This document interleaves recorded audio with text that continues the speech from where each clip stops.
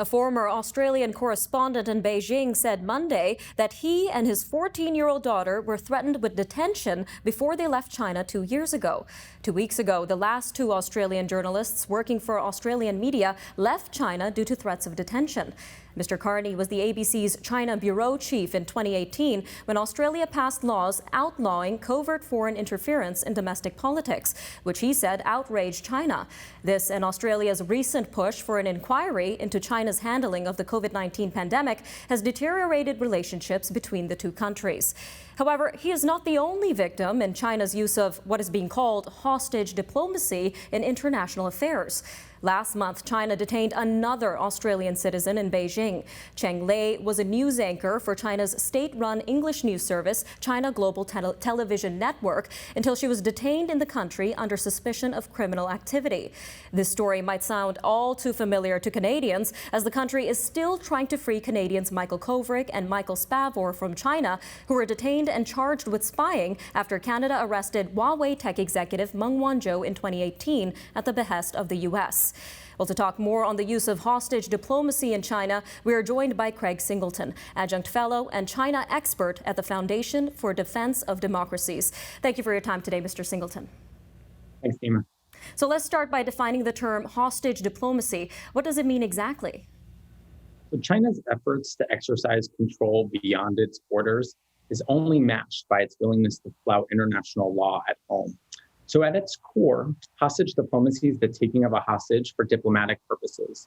Think of it as an asymmetric tool that rogue countries like Russia, China, and Iran tend to do to get diplomatic leverage over countries like Canada, the United States, and Australia. Many of today's high-profile examples revolve around some very sensitive topics, such as the origins of COVID-19, as well as broader concerns about Chinese telecommunication companies and national security. Now, it seems that China has been using this tactic for years now. What's the pattern here? So these most recent high-profile issues are actually taking place at the same time that hundreds of other foreigners are prevented from leaving China. And that includes over 100 Americans who have been there for years. So the use of these illegal exit bans, which can sometimes last months, and as I mentioned, years, really come down to the ability of the Chinese government to detain and prevent anyone from leaving. And of course, the Chinese government is not required to prevent any evidence or information that these people have committed any sort of wrongdoing. The one constant here, though, is that China has largely been able to get away with this for several years and has faced no tangible consequences in response to this sort of illegal activity. I wonder why China thinks this is the right course of action or retaliation to international disputes. So Beijing's belligerent behavior fits within a much broader context. And it's one that encompasses trade and technology, as well as human rights, and even the race for a cure for the COVID-19. At its core, the strategy is based on the belief that countries will be hesitant to sort of disrupt their bilateral economic relationship with Beijing. In becoming the world's factory, Beijing has also become the world's bully. And they've shown a real propensity to throw that weight around when they've needed to.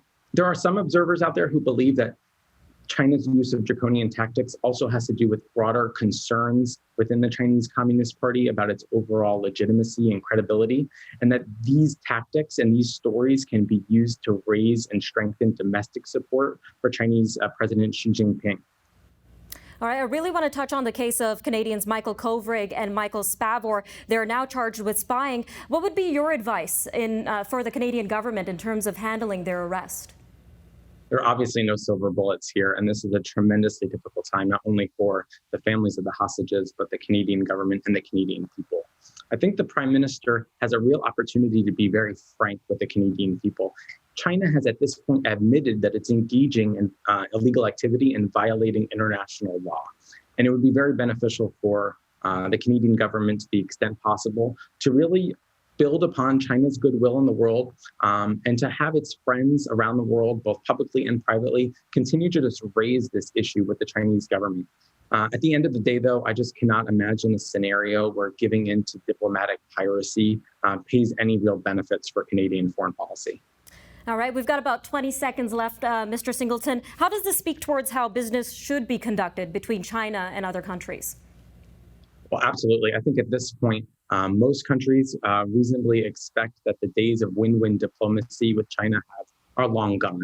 Going in with eyes wide open and a very pragmatic approach is going to be essential going forward. And to the extent that other countries can rally together in coalitions and campaigns on specific issues, there is strength in numbers here. All right, Mr. Singleton, thank you again for your time today. Thanks.